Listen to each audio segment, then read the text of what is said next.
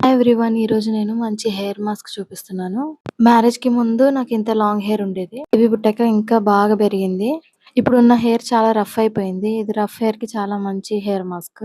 దాన్ని మెయింటైన్ చేయలేక నేను బాబు పుట్టెంటికలు ఇచ్చేటప్పుడు నేను ఇచ్చాను. ఇలా 1 ఎగ్ తీసుకోండి. దాన్ని ఒక చిన్న హోల్ చేసుకొని ఇట్లా ఎగ్ వైట్ కలెక్ట్ చేసుకోండి. యెల్లో మాత్రం అస్సలు రాకూడదు. లేకపోతే హెయిర్ స్మెల్ వస్తది. వైట్ అసలు స్మెల్ రాదండి. కొందరు అనుకుంటారు ఎగ్ వైట్ కూడా స్మెల్ వస్తదని. దాంట్లో కొంచెం ఆయిల్ యాడ్ చేసుకొని మనం నార్మల్‌గా ఎట్లా ఆయిల్ అప్లై చేసుకుంటామో అట్లా అప్లై చేసుకోవాలి. ఫస్ట్ స్కాల్ప్ మొత్తం అప్లై చేసుకున్నాక మొత్తం కంప్లీట్ హెయిర్ అప్లై చేయాలి. ఎందుకంటే మనం రఫ్ హెయిర్ ట్రీట్ చేయడానికి అప్లై చేస్తున్నాం గదా! హెయిర్ మొత్తం అప్లై చేసుకున్నాక ఒక కవర్ తీసుకొని దాన్ని క్యాప్ లాగా పెట్టేసుకోండి. ఎందుకంటే హెయిర్ డ్రై అవ్వకూడదు. డ్రై అయితే రఫ్ అవుతది. ఈ హెయిర్ మాస్క్ 15 మినిట్స్ ఉంచుకుంటే చాలు. తర్వాత హెయిర్ వాష్ చేశాక చూసారా ఎంత బావుందో! స్మూత్‌గా అయింది గదా హెయిర్. నేను చాలా రోజుల తర్వాత అప్లై చేశాను. అందుకే ఇలా ఉంది. మీకింకా చాలా బావుంటది రిజల్ట్. ట్రై చేయండి. నచ్చితే లైక్ చేయండి.